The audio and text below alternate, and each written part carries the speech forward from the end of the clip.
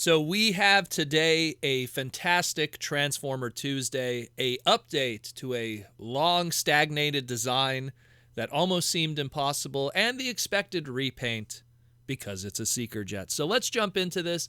This Transformer Tuesday information comes courtesy of In Demand Toys. Clearly this stuff will go up on pre-order and we'll get the full information, the price, the ship out date, and everything from Hasbro Pulse probably later today, probably by the time you're hearing my voice live.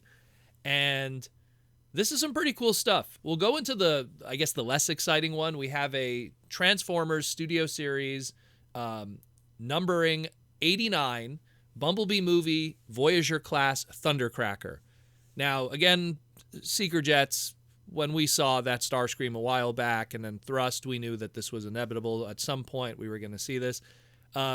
There was some comments that people were saying how it's interesting that they chose to use the gas mask sculpt, which is pretty much the Thrust design, as opposed to just repainting Starscream completely, considering that, that trio of Seekers are always repaints of each other. If you watch the Bumblebee movie, if you look carefully, it's kind of hard to see. You have to have like an HD Blu-ray version of it. You could see that the general design and head sculpt of Thundercracker is based off of that Blitzwing gas mask kind of look.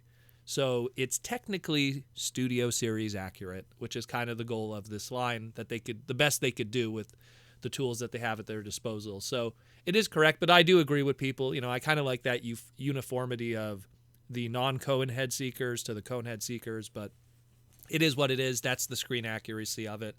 It's a Voyager class. There's not much else we could say about it. If you've messed with the previous iterations of this mold, you've pretty much messed with this one.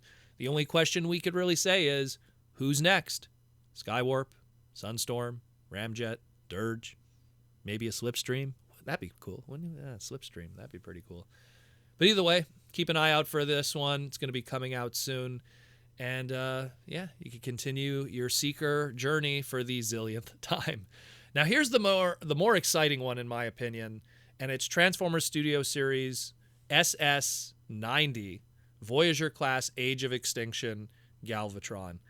Now, again, all of these we knew were coming because of all the listings that we had leaked online, and I'll get into those listings in a moment because it gives us an indication of what else is going to be happening.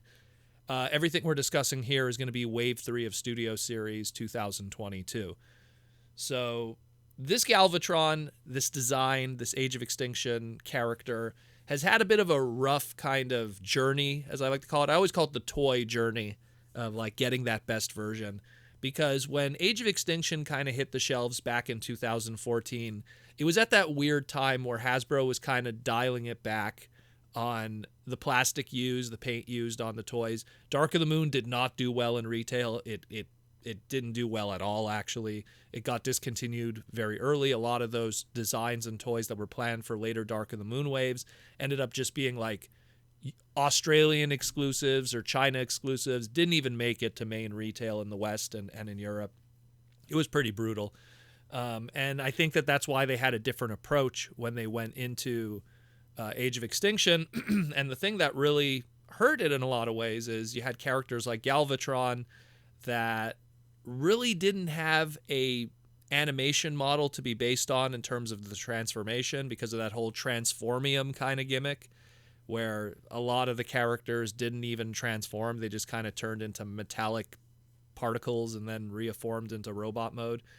So already he was kind of snake bit from the beginning. And then the toys that came out because of the lack of wanting to invest heavily in a movie line.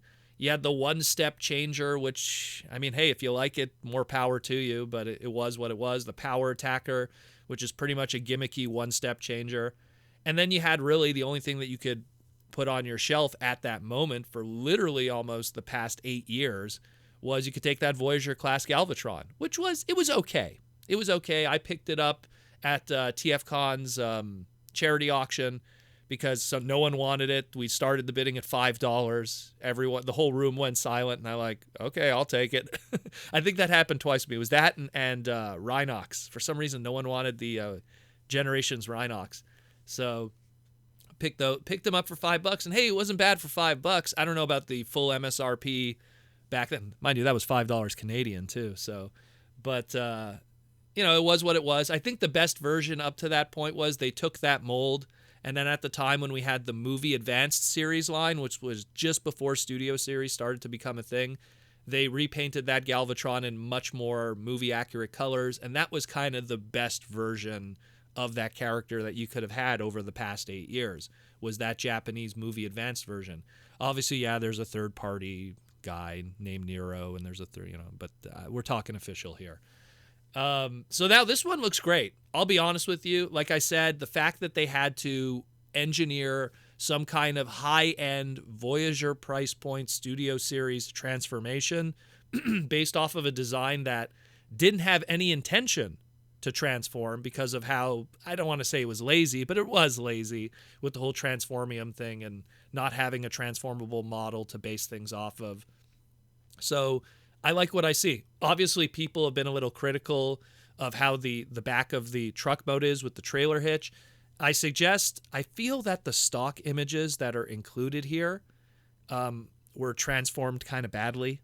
And if you look at the box art stock images, it's transformed properly. And you could see that just with the truck. The trailer hitch is transformed properly there, where the HD stock images, that is not the case, unfortunately. But I think he looks great. I love the head sculpt. Looks really good. The central chest piece, or as we knew it as his, I believe the official term for it was his vortex grinder that he had. Same thing like Devastator. They both had those vortex grinders in the chest there. So I like the paint scheme that they did on it. I think he looks great. I really do. Again, I liked the original Voyager toy, maybe because I only paid $5 for it, and I was more comfortable paying that. But I think it's a good update of the character, and I think it's probably going to be something to look forward to if you really want to complete your movie shelving. Again, some people are like, oh, why is it a Voyager class? Yeah, well, he wasn't a big character. He wasn't a big character in this. Look, our Optimuses are Voyager classes, so our Galvatrons, maybe they could be a little taller, but in general, they're Voyager classes too, so it makes sense in this case. And not to mention, again, our leader classes are closed boxes now. So when you see packaging and you could see the figure, if it's not a closed box, then it's Voyager or below. So this is going to be part of Wave 3. The Wave 3 listings that we saw leaked online are going to be a case of 3. You're going to get 2 Galvatrons and 1 Thundercracker. So Thundercracker is going to be 1 per case. So keep that in mind if you're a Seeker collector. This is part of the Wave 3 Studio Series assortment for 2022, which the deluxe classes we've already talked about are going to be that Sideways that we saw recently from Revenge of the Fallen, a Dark of the Moon Bumblebee, and a supposed Studio Series 86 RC. We'll probably get more information on that in the future. The core class is going to have a Studio Series 86 Wheelie and a Studio Series 86 Ratchet. How that's going to turn out, I don't know. Maybe it's just going to be a small little Ratchet figure, and then it'll be a core class for Ironhide and stuff and in Legacy. Who knows how they'll do that. And then the big one is in the leader class price point, we're going to be getting the Fallen in Wave 3, which is, let me tell you something, long overdue, because that's another guy, much like this Galvatron, that needs a good toy. Just really, the best Fallen figure that doesn't transform is probably his Robo replica, which isn't saying much. And the best one that does transform is his Reveal the Shield version, which they never painted properly. He always had that purple and ice, kind of, he came with the staff and the removable face. And I'm like, okay, so when are we going to get that proper repaint and you guys could print money? And that was money on the table, and they didn't do it. So, okay, sure. So now we're going to get a leader class of him. That Reveal the Shield one was a Voyager class. So we're going to get a leader class of this one, and hopefully it'll be awesome too. We don't have any release dates, but no doubt probably going to be Q3, third quarter of 2022, much like everything else. And that's that. So let me know what you think. Look, I like it. I like the Galvatron. I think he's hype. The Thundercracker is a repaint, so that's really your own mileage. I like collecting Seeker jets, but everyone has their own opinions on that. But I think the Galvatron looks great. I like the sculpting detail, and I really think that maybe we just need a better photo shoot because the 2 images that we have here don't really properly represent the final product. And I think that it's the smaller image found on the back of the box with the stock images here is a better representation of it. Yeah, his arms are a little thin compared to his movie counterpart. But again, what did they have to work with? Not much, unfortunately. That transformium really was a curse for a lot of those designs. Let me know what you think. Pretty hype stuff otherwise, and we still have more to talk about later this week. Other stuff is leaking out. It's going to be a busy week.